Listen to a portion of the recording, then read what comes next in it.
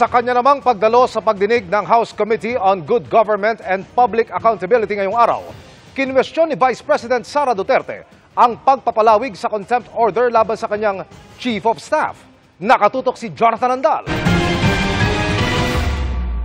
Hindi Kasi dapat ganon. Pero dapat Walang pakinggan 1 maka- muna minute natin. recess declared by the chair. Well, point of order. Umpisa pa lang ng pagdinig ng House Committee on Good Government and Public Accountability, nagkataasan na ng boses sina Vice President Sara Duterte at ACT Teachers Party List Representative Franz Castro. Nang suspindihin saglit ang pagdinig, napatayo ang bise at pinuntahan ang mga kongresistang namumuno ng komite. Kino-question kasi ng bise kung bakit hindi kaagad binigyan ng kopya ng dokumento ang Office of the Vice President o OVP staff na ginigisa kanina ng komite. How can you ask a resource person without Madam giving him Vice- copies? Without giving him Mr. copies? Chair, point of order. Kasamang humarap ng bise ang 4 na OVP staff na ngayon lang dumalo at ipinaaresto ng komite dahil sa ilang beses na hindi pagsipot sa mga pagdinig. Pero hindi nila kasama ang kanyang Chief of Staff na si Attorney Zulaika Lopez na nasa Veterans Memorial Medical Center dahil may iniinda na acute stress disorder batay sa ibinigay niya sa komite na Certificate of Confinement mula sa mga doktor at excuse letter. Pero pinuna ito ng isang kongresista. Hindi po naman po sinasabi dito ng kanyang mga doktor na hindi po siya physically incapable of attending today's hearing. I just find it a little bit odd, Mr. Chair, na hindi binanggit dito na dahil sa kanyang kondisyon, hindi siya makakarating. Dahil hindi dumalo ngayon si Lopez at dahil sa mga nangyari nitong weekend, nagdesisyon ng komite na dagdagan pa ng 5 araw ang contempt order kay Lopez na dapat matatapos na ngayong araw na ito. I move, Mr. Chair, that the period of detention of Attorney Lopez be 10 days instead of 5 days. Kasi hindi na siya makaka-attend ngayon, ano.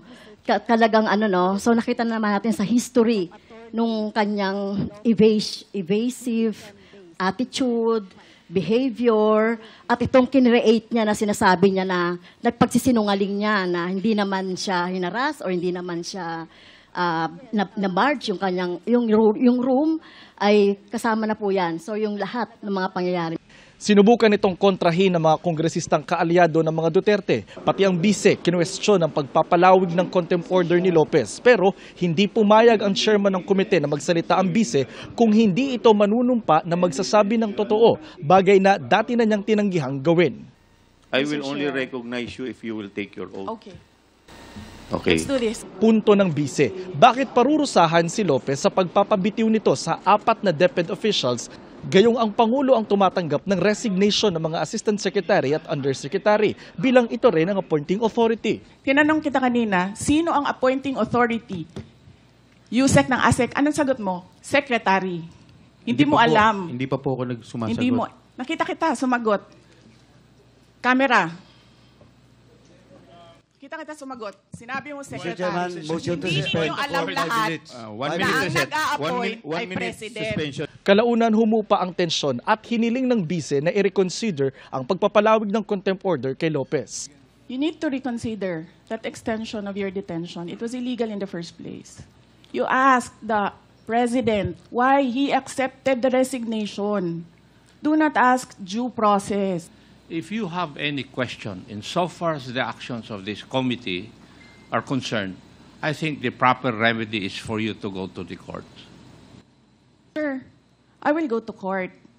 Opo, pero Oo, that is pero your... araw-araw, you are depriving a person of her liberty while I await That is precisely the point, ma'am. the... If our action of detaining your chief of staff is against the law, I think the proper remedy, and I think you're a lawyer, Yes, sir. the proper remedy is to go to the court. Sir, do you really want to show the Filipino people kung anong kaalaman ninyo sa batas? That is the decision of the committee as a whole.